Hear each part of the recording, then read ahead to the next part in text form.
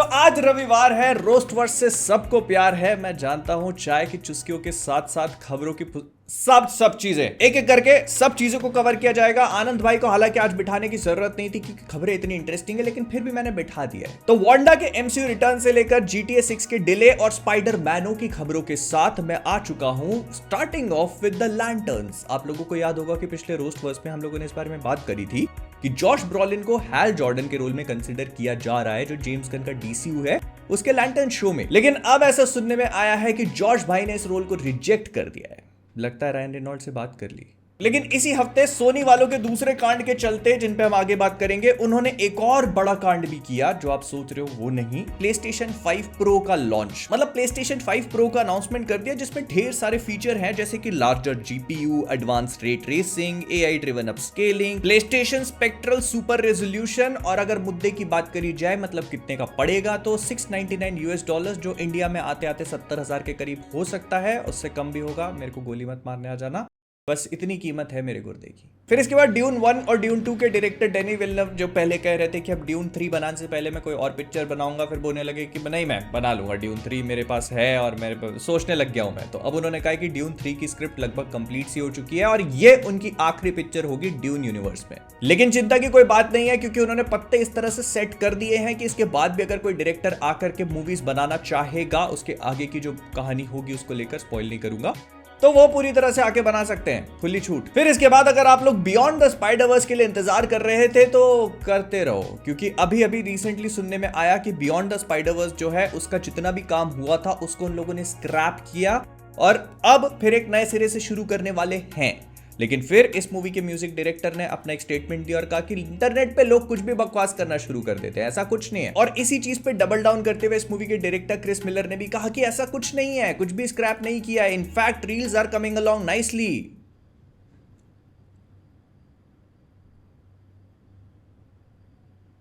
नहीं, डिसाइड कर लो, मैं वेट कर रहा हूं, यहीं बैठा हूं, डिसाइड कर लो क्या करना है।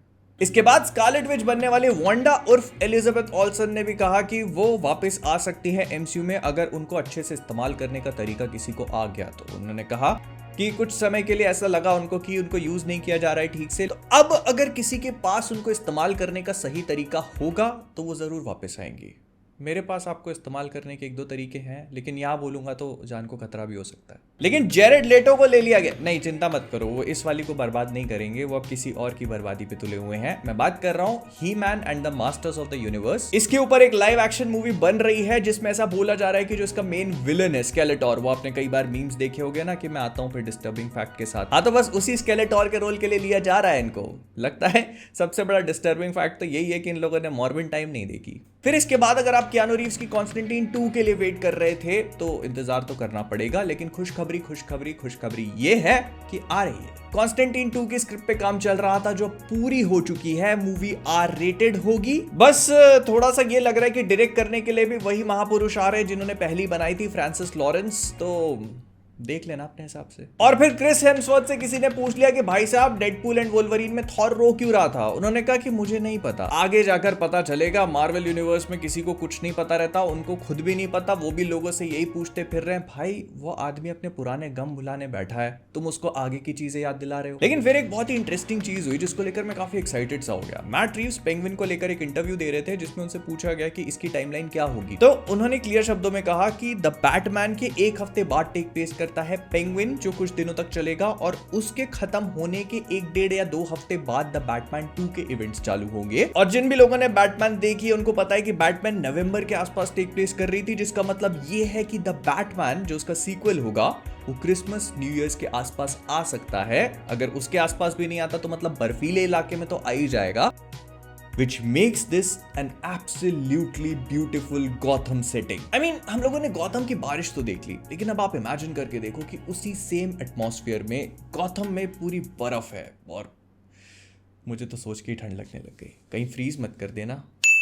फिर स्टीफन एमएल जो कि ग्रीन एरो में ग्रीन एरो का रोल प्ले किया करते थे, उन्होंने रिसेंटली रिस्पॉन्ड किया पीस मेकर के सीजन 1 में जो ग्रीन एरो के ऊपर जोक मारा था उस पे। उन्होंने कहा फक दोस गाइस, मुझे वो जोक बिल्कुल भी पसंद नहीं आया, I do not appreciate it.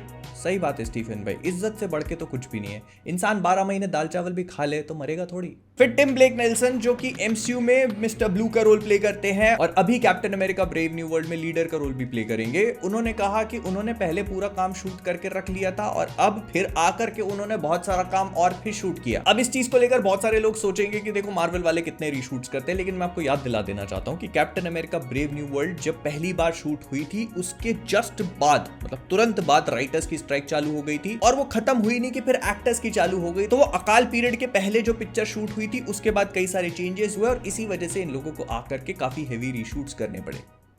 There is no joke here. फिर गेम ऑफ थ्रोन्स का एक स्पिन ऑफ बन रहा था, वैसे तो कई सारे बन रहे हैं लेकिन जो एक स्पिन ऑफ बन रहा था अ नाइट ऑफ 7 किंगडम्स, उसकी शूटिंग कंप्लीट हो चुकी है। इसके पहले सीजन में 6 एपिसोड्स होंगे जिनकी शूटिंग पूरी कर ली है। काश इतनी तेजी से कोई इंसान किताबें भी लिख लेता। फिर वेनेसा कर्बी ने रिसेंटली कहा कि उनको पेड्रो पास्कल के साथ काम करने में बहुत मजा आ रहा है फैंटास्टिक फोर फर्स्ट स्टेप्स पे। बोले he is everything, I love him, हम लोग इतना बढ़िया गुड टाइम स्पेंड कर रहे हैं सेट पे काम करते हुए, मजा आ रहा है, मैं तो छोड़ ही नहीं सकती उनको। इनकी शादी हो गई है क्या? लेकिन एक बड़ी खबर ये आ रही है कि मार्वल वाले सीक्रेट वॉर्स के बाद जब अपने पूरे यूनिवर्स को रिबूट करेंगे और उसके बाद जो उनकी म्यूटेंट सागा की शुरुआत होगी जिसमें एक्समैन को रीइंट्रोड्यूस किया जाएगा, मतलब सारे के सारे नए एक्समैन होंगे, कैरेक्टर्स वही होंगे, एक्टर्स कोई और पोर्ट्रे करेंगे। तो उसमें भी ऐसा बोला जा रहा है कि ये लोग वोल्वरीन को नहीं करेंगे क्योंकि सीक्रेट वॉर्स के बाद भी वोल्वरीन ह्यू जैकमैन ही प्ले करेंगे। Till you are in your 90s Hugh भाई। फिर यूबीसॉफ्ट का एक काफी पॉपुलर गेम है वॉच डॉग्स, उसकी पिक्चर पे काम चल रहा था जिसकी फिल्मिंग रैप अप हो गई है। अब मुझे नहीं पता इसमें क्या एक्साइटेड होने की जरूरत है, खुश दुखी देख लेना, जोक भी नहीं मार रहा मैं।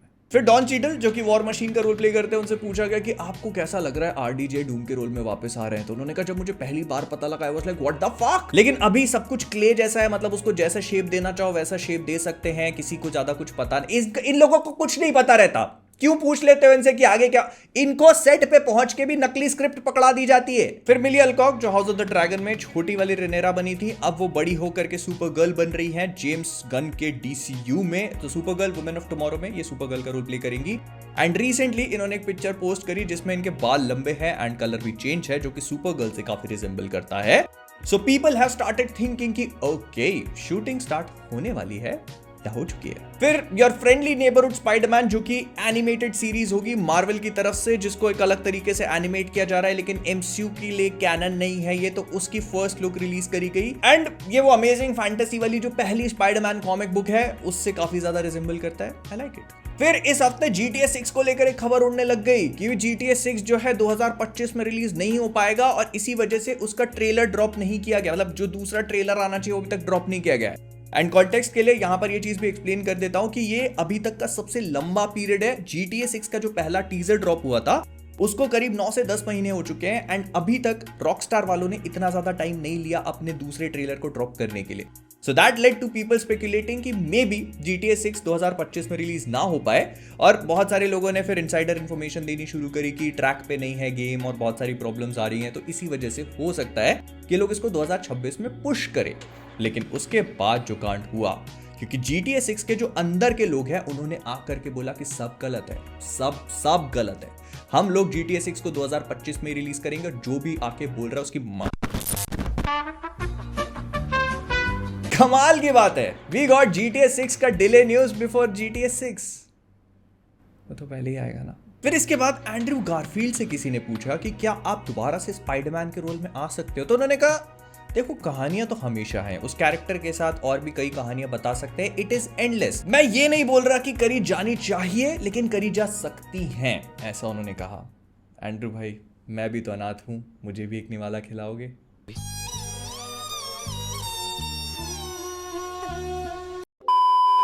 फिर इसके बाद ऐसा बोला जा रहा है, ऑल्दो इस बात को लेकर कोई भी कॉन्क्रीट इंफॉर्मेशन नहीं है, जो उसमें एक्टर का रोल भी प्ले कर रहे हैं उन लोगों को भी नहीं पता होगी, लेकिन फिर भी ऐसा सुनने में आ रहा है कि Marvel studios wants Hugh Jackman का वोल्वरीन एंड टोबी मैगवायर का Spiderman to interact with each other in secret Wars. यार मैं तो पूरा गीला।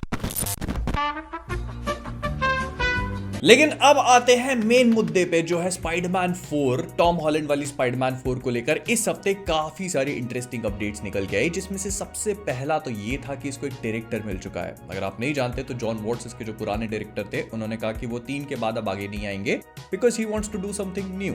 तो इसी वजह से अब मार्वल लेके आए हैं अपने वही पुराने डायरेक्टर डस्टिन डेनियल क्रेटिन को, जो कि शैंग-ची डायरेक्ट कर चुके हैं। एंड टू बी ऑनेस्ट, मैं इस आइडिया को लेकर काफी एक्साइटेड हूं, क्योंकि जिसने भी शैंग-ची देखी है वो बहुत आसानी से ये बात बोल सकता है कि उसमें एमसीयू का अभी तक का सबसे best hand to hand combat था। एंड अगर डस्टिन इसी सेम चीज को स्पाइडरमैन 4 में इंप्लीमेंट कर देते हैं तो मजा आने वाला है। लेकिन इसके साथ ही साथ हमको ये भी पता चला कि क्रिस मैकिना एंड एरिक सॉमस, जो इस पुरानी ट्रिलॉजी के राइटर्स थे, वो रिटर्न कर रहे हैं स्पाइडरमैन 4 को लिखने के लिए। एंड टॉम हॉलैंड और जेंडाया भी अपने कॉन्ट्रैक्ट्स को रीनेगोशिएट कर रहे हैं, मतलब उनके नए कॉन्ट्रैक्ट्स बनाए जाएंगे इसके लिए। तो जेंडाया तो रिटर्न कर ही रही है, लेकिन इसके साथ ही साथ ये भी बोला जा रहा है कि ये कहानी थोड़ी मिक्स होगी, मतलब grounded story with multiversal elements. मतलब स्पाइडरमैन झूला झूलते झूलते मल्टीवर्स में पहुंच जाएगा। अब वो वहां पहुंचे नहीं पहुंचे वो उसकी मर्जी, लेकिन ऐसा जरूर बोला जा रहा है कि डॉक्टर साहब ने जो नो वे होम में स्पेल बनाया था वो इस पार्ट में टूटेगा। ऐसी चीजें बनाते ही क्यों हो जो टूट जाए, जैसे दिल। तो इसीलिए कहता हूं, अगर अपना दिल तोड़वाना नहीं चाहते तो लाइक करो, और मैं भी तो अनाथ हूं, मुझे एक सब्सक्राइब नहीं दोगे?